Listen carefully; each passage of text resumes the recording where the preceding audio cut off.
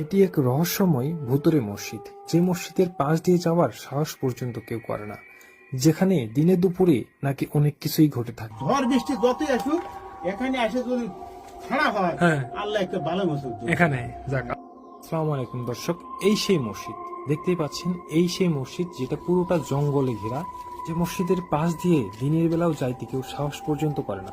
এখানে নাকি পুরো একটা গ্রাম ছিল, সেই গ্রামটা আর নেই।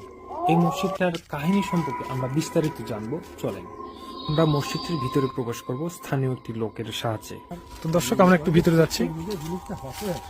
জনগণ কম ছিল। আনুমানিক আপনার মতে এই মসজিদের বয়স কিরকম হবে? আপনার মতে 1000 বছর পার হয়ে যাবে। তো দর্শক, আমরা একটু ভিতরে যাচ্ছি। এটা হচ্ছে জায়গা, এটা ইমামের জায়গা, এটা। হ্যাঁ হ্যাঁ। আর উপরে মসজিদটার উপরে গম্বুজ, এটা গম্বুজ না? এটা গম্বুজ, রড সেই সময়ের রড আছে। তাহলে তিনটা, একটা দুইটা তিনটা গম্বুজ না?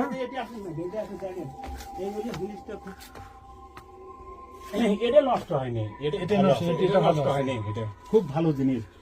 মানে এই জায়গা ঝড় বৃষ্টি যতই আসুক এখানে এসে যদি খাড়া হয়, আল্লাহ একটা ভালো মসজিদ এখানে। যাক, আলহামদুলিল্লাহ, খুব ভালো জায়গা বাবা। এটা ভিতরে মাঝখানে না? হ্যাঁ, এটা মাঝখানে। হ্যাঁ, এটা মাঝখানে, এটা দরজা। এই ইট দেখে মনে হচ্ছে তো অনেক বছর আগে। দেখেন ইট গুলা 1000 বছর পার হয়ে গেছে, এগুলি 1000 বছর। এটা মাটি দিয়ে ঢাকা ছিল, এটা বিরাট মানে